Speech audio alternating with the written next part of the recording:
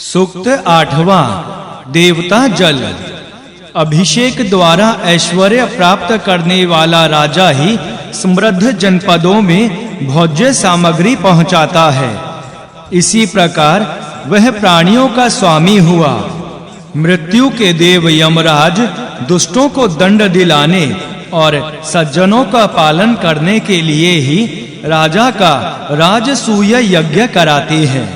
वह राजा इस राज्य को तथा दुष्ट निग्रह और सज्जन परिपालन के कर्म को स्वीकार करें। हे राजा, तुम सिंहासन तथा हाथी, रथ, घोड़ा आदि सवारियों के प्रति अनिच्छा मत करो। तुम शक्तिशाली एवं कार्य अकार्य का ज्ञान रखने वाले हो। तुम शत्रु हंता हो। राज सिंहासन पर बैठकर तुम मित्रों का कल्याण करो। इंद्र आदि देव तुम्हें अपना कहें। सिंहासन पर बैठे हुए राजा की सब लोग सेवा करें। राजा भी सिंहासन पर बैठकर राज्य लक्ष्मी को धारण करे। तेजस्वी बने तथा प्रजा पालन में तत्पर हो। अभिषेक से उत्पन्न राज्य तेज 10 दिशाओं में फैल जाए। शत्रुओं को दूर भगाने वाले राजा के नाम मात्र से शत्रु भयभीत होने लगे।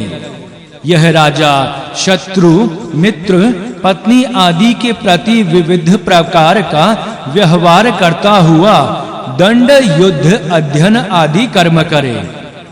हे राजा, तुम व्याघ्र चर्म पर बैठकर और बाघ के समान अपराजय होकर पूर्व आदि विशाल दिशाओं को जीतो।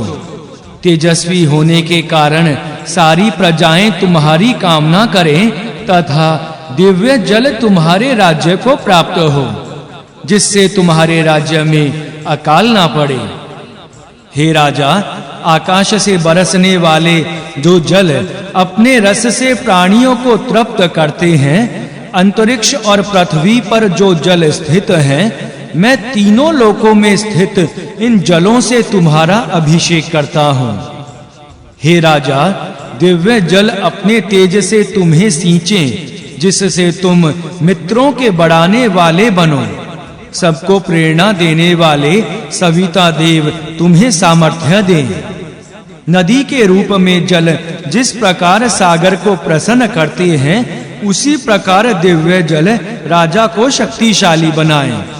जिस प्रकार माता पुत्र का आलिंगन करती हैं, उसी प्रकार महान सौभाग्य प्राप्त करने के लिए जल राजा को शक्ति पूर्ण बनाते हैं। जल में वर्तमान गैंडे के समान अपराजय राजा को सेवक जन अभिषेक के द्वारा और वस्त्राभूषणों से अलंकृत करें। सूक्त 9वां देवता त्रैक कुंदाजन। हे अंजन मणि, तू त्रिककुद नामक पर्वत से जीवित प्राणियों की रक्षा के लिए आ। तू त्रिककुद पर्वत की आंख है। इंद्र आदि सभी देवों ने रोग रहित रहने के लिए तुझे 4 दीवारी के रूप में प्रदान किया है। हे त्रिककुद पर्वत पर उत्पन्न अंजन मणि, तू पुरुषों, गायों, घोड़ों और घोड़ियों की रक्षा के लिए उपस्थित है। हे अंजन, तू राक्षस, पिशाच आदि से उत्पन्न पीड़ा का नाश करने वाला है। तू अमृत का सार जानता है। तू अनिष्ट निवारण करने के कारण जीवों का पालक है। तू पांडु रोग से उत्पन्न कालेपन को दूर करने वाला है। हे अंजन, तू जिस पुरुष के शरीर के सभी अंगों और अंगों की संधियों में प्रवेश करके व्याप्त होता है, उसके शरीर से तू यक्ष्मा रोग को इस प्रकार दूर करता है, जिस प्रकार शक्तिशाली वायु मेघों के जल को क्षण मात्र में दूर ले जाती है। हे अंजन, जो पुरुष तुझे धारण करता है, उस तक दूसरे के द्वारा प्राप्त किया हुआ पाप नहीं पहुंचता तथा दूसरे व्यक्तियों द्वारा किए गए अभिचार से उत्पन्न कृतया नाम की राक्षसी भी उस तक ना पहुंचे। कृतया से उत्पन्न शोक भी तुझे प्राप्त ना हो तथा विघ्न भी उस तक ना पहुंचे। हे अंजन मणि, अभिचार संबंधी बुरे मंत्रों से उत्पन्न दुख से, बुरे स्वप्नों से प्राप्त दुख से, पूर्व जन्म में किए हुए पाप से, दूसरे के द्वारा किए हुए पाप से, दूषित मन से तथा दूसरों के क्रूर नेत्र से हमारी रक्षा करें। हे अंजन, तेरी महिमा को जानता हुआ मैं यथार्थ ही कहूंगा, असत्य नहीं बोलूंगा। तुम्हारा दास बनकर मैं घोड़ा, गाय एवं जीवन को प्राप्त करूं।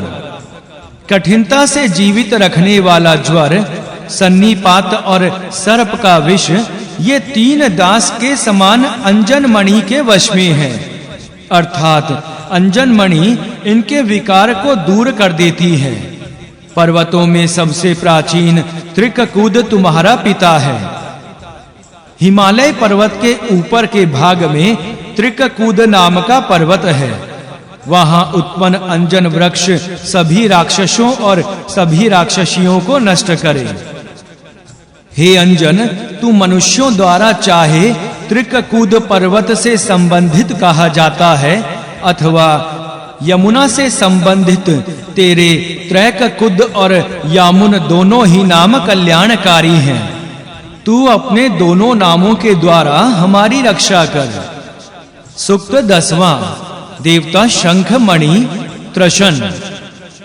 वायु से उत्पन्न, अंतरिक्ष से उत्पन्न, बिजली से उत्पन्न, ज्योति मंडल के ऊपर के स्थान से उत्पन्न तथा स्वर्ग से उत्पन्न शंख पाप से हमारी रक्षा करें। हे शंख, तू प्रकाशित होने वाले नक्षत्रों के आगे वर्तमान होता है तथा सागर के ऊपर वाले भाग पर जन्म लेता है। हम तेरे द्वारा राक्षसों और पिशाचों को पराजित करते हैं। हम मणि के रूप में प्राप्त शंख से रोग और सभी अनर्थों के मूल अज्ञान के साथ साथ दरिद्रता को भी पराजित करते हैं। सभी उपद्रवों का विनाशक और स्वर्ण से उत्पन्न शंख पाप से हमारी रक्षा करे। शंख पहले स्वर्ग लोक में और उसके बाद समुद्र में उत्पन्न हुआ। नदी के उद्गम स्थान से लाया हुआ तथा स्वर्ण निर्मित शंख और शंख से निर्मित मणि हमारी आयु वृद्धि करने वाली हो। समुद्र अथवा आकाश से उत्पन्न मणि शंख का उपादान है, अर्थात मणि से ही शंख का निर्माण होता है। यह मणि निर्मित शंख बादलों से बाहर निकले सूर्य के समान दमकता है। शंख से निर्मित यह मणि हमें देवों और असुरों के भय से बचाए। हे शंख, तू स्वर्ण, रजत आदि भास्वर द्रव्यों में प्रमुख है, क्योंकि तू अमृतमय चंद्रमंडल से उत्पन्न हुआ है। युद्धों में तू रथों पर दिखाई देने योग्य है। तरकश में भरा हुआ तू दीप्त दिखाई देता है। इस प्रकार का शंख अथवा शंख से निर्मित मणि हमारी आयु को बढ़ाए। इंद्र आदि देवों का जो रक्षक था वह स्वर्ण शंख का कारण हुआ, अर्थात स्वर्ण से शंख का निर्माण हुआ। वह स्वर्ण शंख के रूप में शरीर धारण करके जलों के भीतर विद्यमान रहता है। हे यज्ञोपवीतधारी ब्रह्मचारी, मैं इस प्रकार से शंख के रूप में स्थित स्वर्ण को तेरे में चिरकाल जीवन के लिए बांधता हूँ। यह स्वर्ण संबंधी मणि तुझे शक्ति दे, तेज एवं दीर्घ आयु प्रदान करने के साथ साथ 100 वर्ष तक तेरी रक्षा करे। सूक्त 11वां। देवता इंद्र के रूप में अनडुवान। गाड़ी ढोने में समर्थ बैल, हल जोतने आदि के कारण पृथ्वी का पोषक है। वही बैल चरु, पुरुडाश आदि की उत्पत्ति में सहायक होने के कारण आकाश और अंतरिक्ष को भी धारण करता है।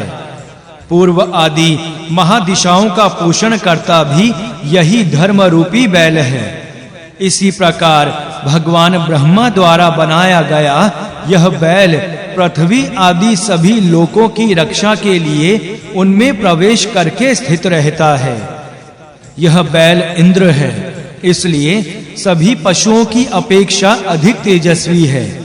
जिस प्रकार बैल अविच्छिन्न रूप से संतान उत्पन्न करता है, इंद्र उसी प्रकार भूत, भविष्य और वर्तमान वस्तुओं को उत्पन्न करता हुआ अन्य देवों के कार्य करता है। मनुष्यों में वह बैल इंद्र के समान है। वह बैल धर्म है। वह सूर्य के रूप में सारे जगत को ऊर्जा एवं प्रकाश देता हुआ विचरण करता है। जो हमारे द्वारा बैल को दिया गया महत्व विशेष रूप से जानता है, वह सभी सुखों को भोगता है और शोभन संतान युक्त होकर देह त्याग करने के बाद संसार में नहीं आता।